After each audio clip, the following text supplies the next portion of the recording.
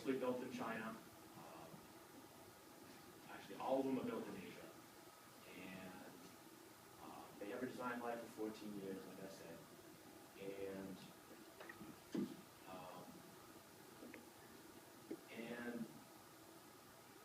basically they're designed to hold about 60,000 pounds of product.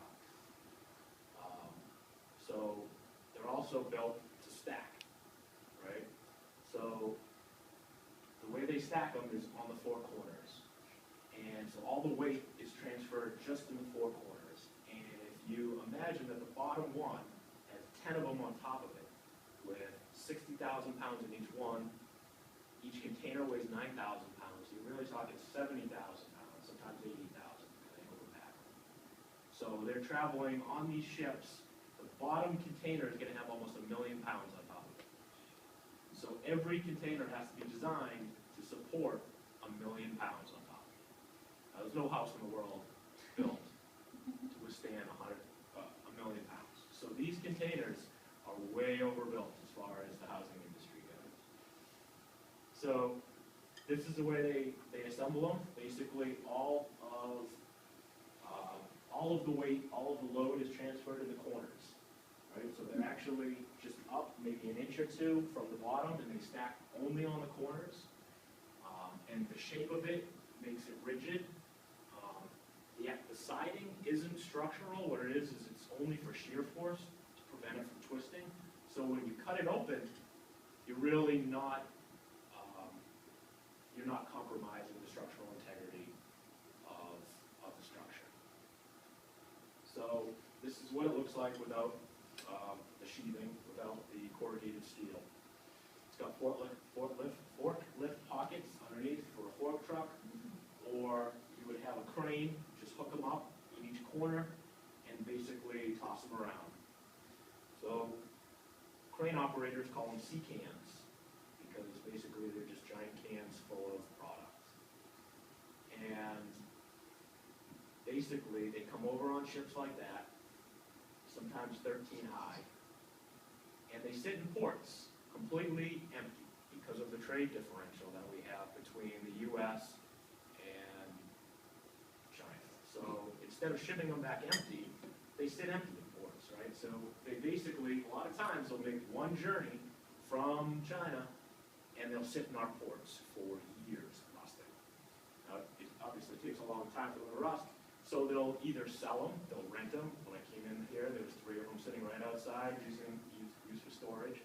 So a lot of places will rent them, and they'll melt them down sometimes because it's 9,000 pounds of steel. It's worth about $2,000 right now. So you can buy them for about $3,000 delivered. This is a 40-foot container. A 20-foot container, which is half that, you can get for about $2,500. So basically, they come in full, and they sit in our ports empty, taking up valuable real estate, and they're always looking to get rid of them. So if you can figure out something to do with them, they'll gladly cut you a deal to get rid of them. So they come in, they sit in the ports, they take up, tons of space, and basically the infrastructure to deliver these things has been designed over the last 70 years. So you have boats that can bring them from any country. They come over, a crane picks them up, a standardized crane. They put them on a rail, they put them on a standard truck, and they deliver them to their destination all over the world. So there's a global infrastructure to deliver these containers. And because they're a standard size down to the millimeter, everything our infrastructure easily moves these containers. So their properties are really well known. Their how they handle, all kinds of different loads and weather conditions, and basically, they're very standardized. So the container house that I built down in New Orleans was a very simple unit. This is it. Basically, hopefully in the future you'll be building better looking ones than this one. But this was the first container house in the U.S., and that's for a variety of reasons. There's been a lot of container houses built around the world, but because of building code in the U.S., building inspection laws, building code. There's a lot of problems with building inspectors not being familiar with steel and its properties. So it takes a lot of effort to get, a building inspector to come and inspect these units.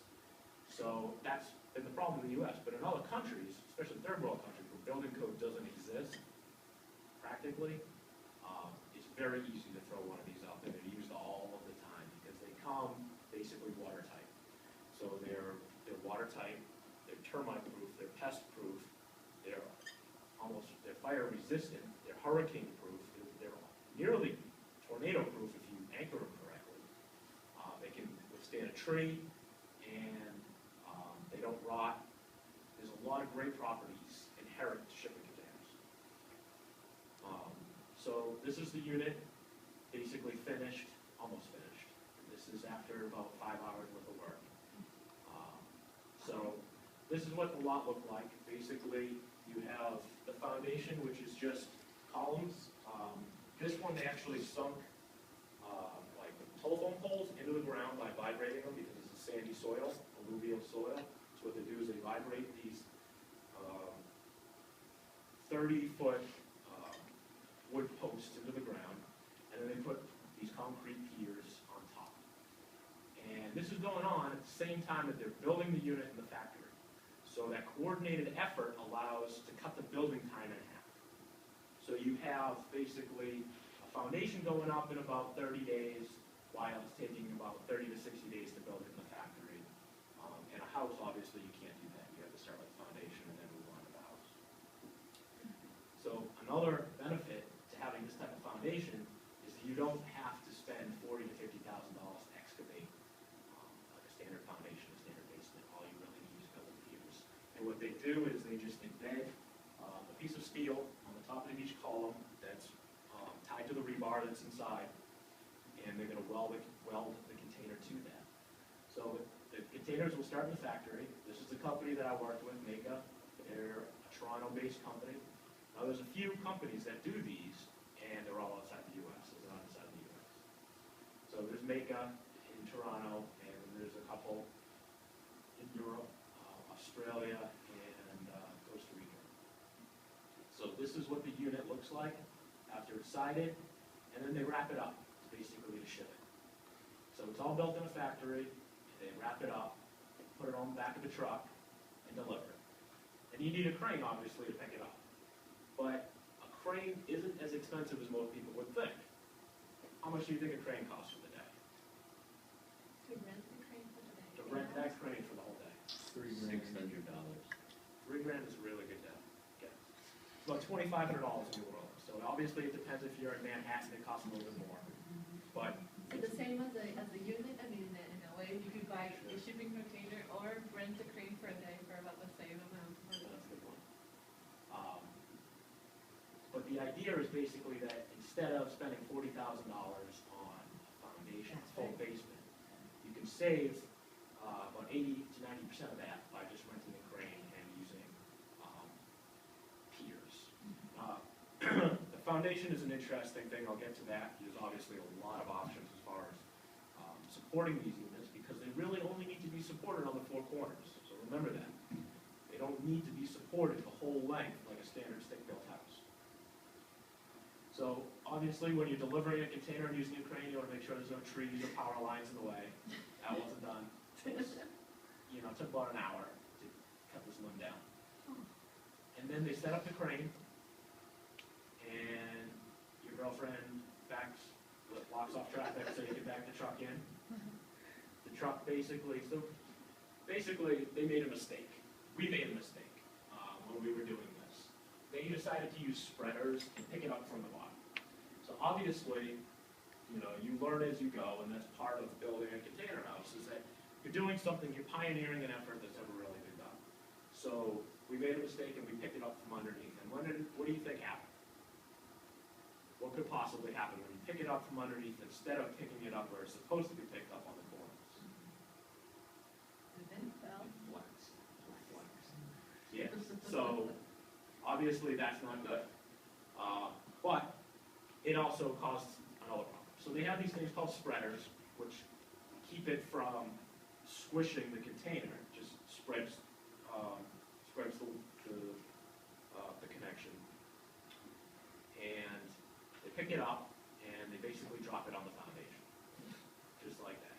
I have a video, it's about a 6-minute video it took to lift it up and drop it on the foundation. And once it's in the air, you know, it's like a piñata. I mean, you can literally move it with your hand. So what they use is they use crowbars to just kind of wedge it into place. You know, basically with everything built inside, it's about 25,000 pounds. And when it's dangling in the air, it's pretty easy to maneuver with just one guy holding it. So as you can see, this is one side of it. And you can see it's a recycled shipping container. It's repurposed, which means that it had about a 14-year history of carrying products across the Pacific Ocean. It's rusted, it's been repainted a little bit. So you're basically starting with a product that's 100% recycled. And then you're basically going to stud the inside, create doors and walls and openings. They use flooring on the ceiling, and I'll tell you why later. And all the electrical and plumbing quickly connects. So these are quick connect electrical, and these are quick connect plumbing. And what they'll do is when they bring the units together, they'll quickly connect them so that the unit itself is 100% hooked up, ready to go as soon as you hook it up to utilities. So the other unit's going to go right next to it, and that's the architect on the right, and the owner of Make the World on the left. And basically, this is about 2 hours into it. That's a better picture of the connection, the plumbing, the electrical. And the container itself, rust is not a bad sign on a container. It's going to take a long time for that container to rust through. So don't be scared of rust on a container. It does not, you know, like I said, the corrugated steel is just structural anyway. It can be repainted, it can be refinished. Don't be scared by the rust. So that's the electrical, the plumbing, being pulled away. And this is the other unit. So the other unit has all the doors and building materials to finish off the unit once it's together. So if this unit were to come from China, you would have all the building materials originating from China inside the unit. So you're cutting out the middleman, basically, Home Depot, Lowe's, distribution centers. So all of the building products that go inside of your house weren't in a shipping container. The house is the only thing that doesn't fit inside a container until now. And it's the only thing that hasn't gotten cheaper over the last 70 years with containerization. Because everything can be exported and built cheaper, faster, more economical, if it fits in a container, things have gotten better, and houses haven't. So this could be a possible solution, and I believe that it's a good one. So the crane picks up the other unit, and it's going to drop it right next to that one.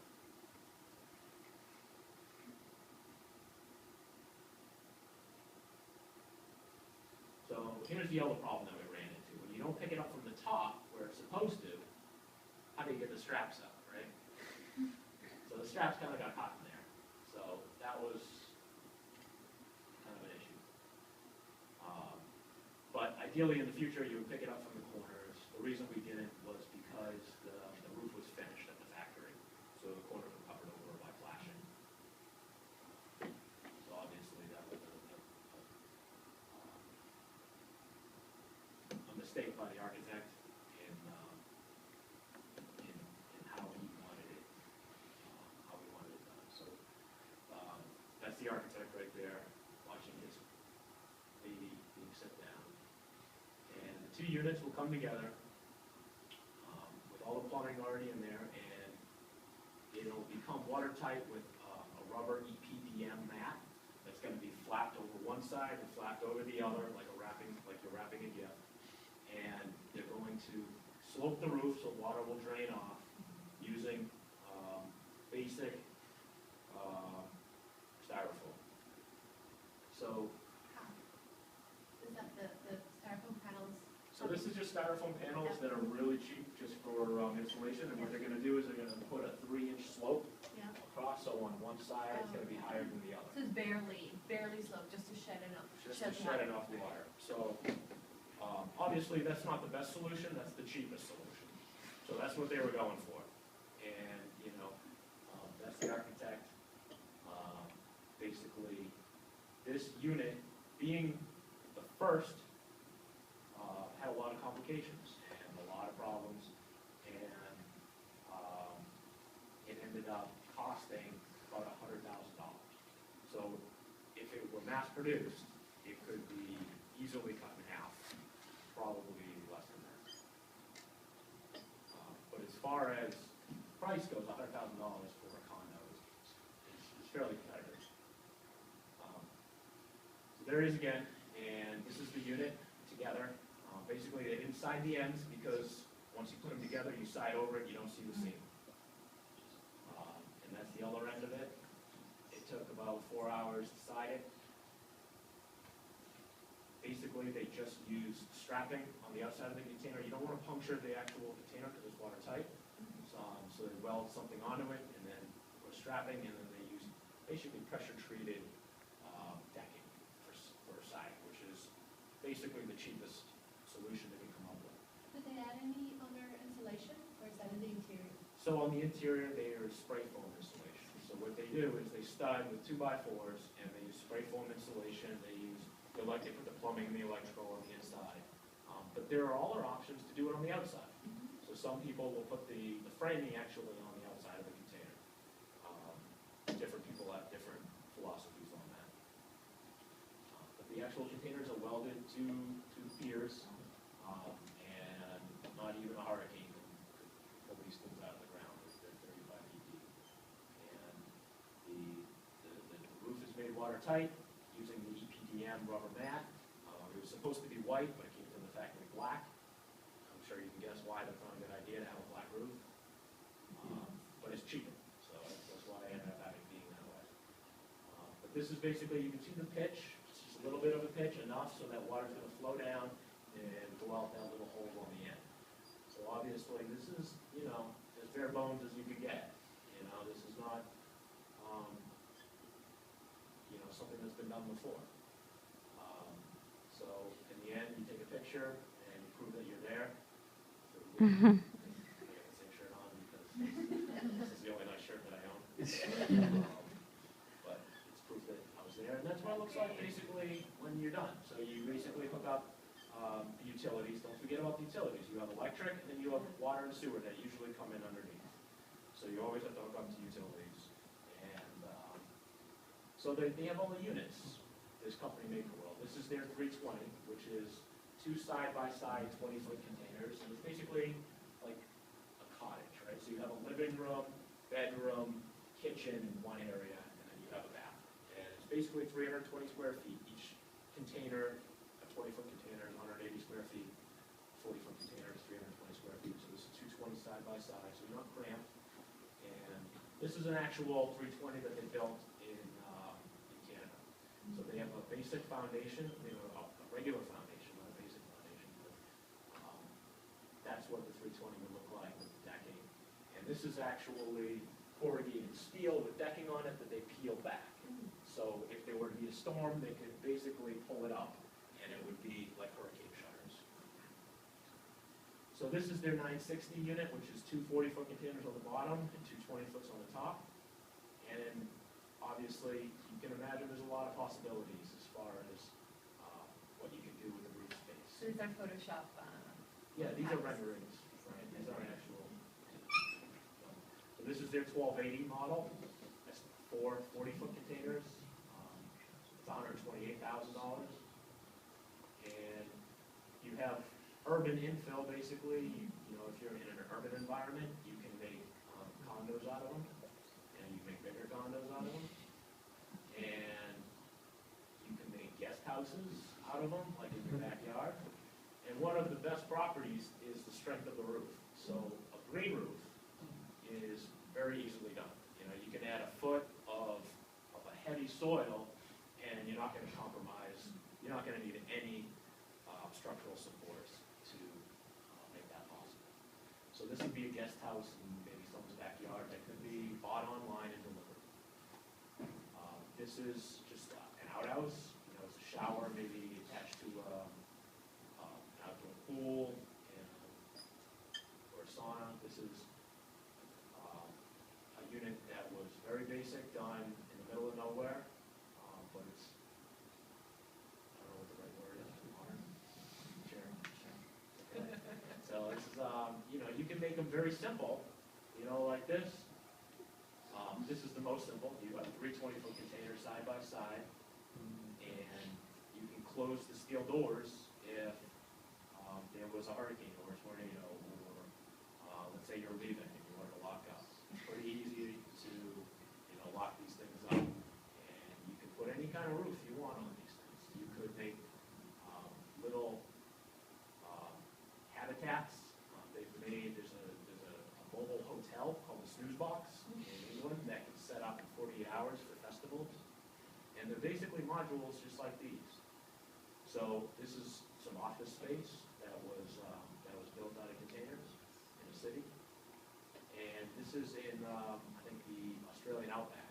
Basically, you have the same pier foundation, 2 containers, and a roof in the middle. So you're basically, your possibilities are equivalent to Legos, right? Like how many different things can you build with Legos? It's basically what we're talking about here. So you can have the very basic, you know, 2 containers side by side, all glass, or you can build vertically, right? Because they're designed to stack vertically. And this is my favorite because you're talking about real estate that's pretty much unbuildable. It has fairly no value at all. So once you start building vertically, how much does vertical space cost? It's a lot cheaper than horizontal space. So to build vertically, a container is ideal.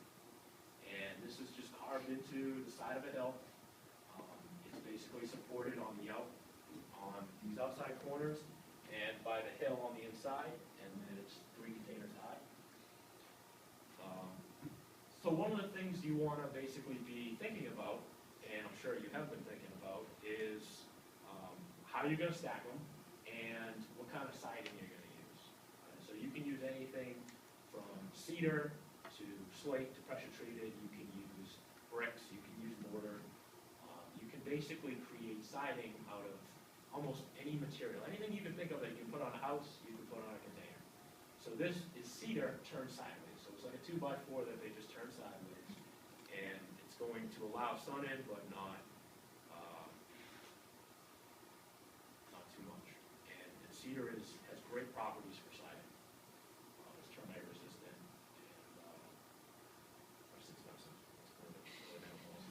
So this is an interesting siding option. These are shipping container pallets. So they basically just somehow they stuck these containers. They painted them white. They stuck containers. They stuck pallets to the outside of all the containers. And that's going to basically disperse the wind, the rain, and the elements. And you know, it's a pretty clever use of another building product that's you know, easy to recycle. So this is one of the foundation options that I'm really fond of. It's called a helical pile or a screw pile. And what it is just a giant screw that you basically screw into the ground. And what it's going to do is it's going to support the 4 corners, just like this. And you can go as deep as you want. Depends on what type of soil it is. If it's, you know, a really loose soil, you want to go a little bit deeper. If it's clay, you don't need to go as deep. But what they do is they basically screw them in using a variety of different machines. And It's like a giant drill. it's exactly what it is. So they have little ones that are basically it's like a lawnmower, and what it does is it just twists it. And it twists it into the ground, and you add other pieces to it, almost like drilling for oil. So these are my favorite for 2 reasons. One is because they're cheap, and the second is because they're reusable. You can bring them with you. You can move them later. So they can be unscrewed. So obviously, one of the things you want to think about is how you stack your blocks, and how you stack your containers, and I would encourage you to think about free space. Your containers don't have have to be right next to each other. You can put them far apart, and like this uses a garage door, so you can maybe drive your Lamborghini into your living room. And that can also be, you know, your living room, or, you know, whatever. So this is a container on the left, container on the right, and a roof over the top. So that's a good use of, you know, a free space, I guess. I don't know. But this is Container City in London, so, you know, they got really creative, and they made it look just like Legos, and just kind of stacked them in a variety of different ways. This is, I don't know what that is. This is a rendering of disaster relief in hard-hit areas. You could have FEMA trailers made out of containers. They could be airdropped into dangerous places or the Arctic, and they have been before. So there are helicopters that can pick up these containers. And they'd be bright pink, right? Ideally, yeah. You want to see it coming. You want to see it coming. You don't have to land on something. So they can make dorms out of them, and they have done this in Amsterdam and somewhere else. Those are containers. Wait, is that the alphabet? That is the alphabet. Oh, that's awesome. You know, you can get really creative with these, and you can stack them in a number of ways. So this is one layout that, you know, you could use in each container, each 40-foot container. You would have a bedroom, maybe a study, a bathroom, kitchen, living room, and you would stack hundreds of these together to make a dorm. And they've done this in Amsterdam. So this is a rendering of a possibility of a community living space where you have almost like condos, and with green roofs. You are making good use of the sun exposure, producing electricity and plants. And they're also used for mobile advertising, right? Because you could set up, this was set up in Boston, and basically what they did was it was a Puma pop-up retail joint that they set up near Fenway Park. And they designed this in a factory, and then basically I've heard it called pop-up retail, where you can just pop it up in a parking lot and leave it there for 6 months and then move it. There's been Starbucks that have made it chicken containers. There's mobile offices where you can basically, the structure is set up so that you can take out containers and put new ones in. So it's basically like office space. And there's a framework so that if you want to move your office, you just bring your container with you. Like a handbag. So this unit was recently sold. It's a very moderate house in Toronto, in a decent neighborhood, container house, one of the first built, just sold for $700,000. And it probably cost maybe $200,000 to build. So ideally, this is what I want to build. Something like this, and in the end, hopefully I'm living and retired in a place like that. So you really do have an infinite number of options as far as how you set these up. Thank you so much. We only have like 10 more minutes before the end of class, but I'm sure you guys have some questions. Yes. Have any questions? Come on, Will. So someone. So I also have one model that I made that Question? definitely interested to see yours. And This then we is have one a question here. Oh, cool. that I built, that I was picturing on the side of a cliff in California. So you're basically taking unbuildable real estate and you're building vertically. You have maybe the Pacific Coast Highway right here, and you have basically you're garage. You drive into your garage, and then you take an elevator down Wow. to your home. And each floor, each container would be a floor or a condo, maybe completely faced with glass. So you would be basically floating in the clouds. And the way I've anchored it is with a steel cable. So you'd have two supports, and it would just be basically strapped to the rock. And I'm picturing, almost like a little bat cave, like a little hill with a garage door. You drive into it, and, you basically live with no neighbors floating in the sky. So someday, I was, planning on building this, but, if you beat me to it, that's the way it goes. Make sure you give me credit. Yeah. You have a question, Chadwick? Sure. What made you want to decide that you wanted to pursue this business? Well, so that's a great question. I don't know how specific I should get. Go for it. The truth. Oh, you want the truth? Okay. So when I was 18, I decided that I was going to bury some shipping containers in my backyard and grow pot. I thought that I was going to make $1 million doing this. And it turns out that it's kind of dangerous to sell $1 million worth of pot. So I didn't make $1 million. But when I had my senior project in civil engineering here at UMass, we had to redesign the FEMA trailer. And the idea that I came up with for the FEMA trailer was to use shipping containers. So obviously, shipping containers have a lot of great properties that I discovered when I was building these FEMA trailers. They could be stacked. They could be easily transported anywhere in the world. They're very standardized. They're globally available. And then I started getting into, well, basically like, the home is the only thing that isn't built in a factory, right? You have the auto industry, which uses previous models to build off of and to improve upon in a factory-controlled environment, right? Where you can control the temperature so that glue's set right. You can control how much, your workers do or don't do, and you have a lot more economical control. So there's a lot of advantage to building in a factory, right? But most homes aren't built in a factory because they're really difficult to deliver, right? You've seen modular homes. Well, they're pretty difficult to drive down the road, but a container isn't.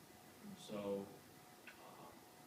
when I started getting into it, I realized that there's a lot of potential for containerization, or container architecture is what it's called. And there's been a lot of work done. I mean, the first container home was built in 1970, so there's been a lot of them built, but there's also a lot of hurdles that I've discovered. And the basic hurdles are building code, and you need a showroom. So you're basically talking about developing a whole new industry. And you would have, like the auto industry, you would have dealerships, where you would go and you would pick out, your kitchen and bathroom container, the IKEA kitchen, the IKEA bathroom, with your Eddie Bauer living room. And they would deliver it to your building site, which would already be prepared. And then, when you want to remodel your kitchen or your bathroom, instead of tearing it out, throwing it away, you would sell it on eBay or Craigslist, or trade it into your dealership like a used car and have a new one delivered. So you would have a lot less waste. And so it started out basically as a FEMA trailer, and then it became like, this could save the planet, and I want to save the planet. And that's basically how I got to this point. But it's been difficult in the U.S., so moving forward, we'll see what happens. So I guess if you guys don't have any questions, or maybe if you do have questions, maybe you can talk to Jeffrey. But I think this was really, really neat to see. Thank you so much for sharing. This is really, really, really great. Yay. So if you do have any questions, my email is thecontainercarpenter@gmail. Okay. We'll pass that on. I'm working on my website, thecontainercarpenter.com. So if you have any questions or you want to talk about it, this is my favorite thing to talk about. So, I mean, I literally will talk for days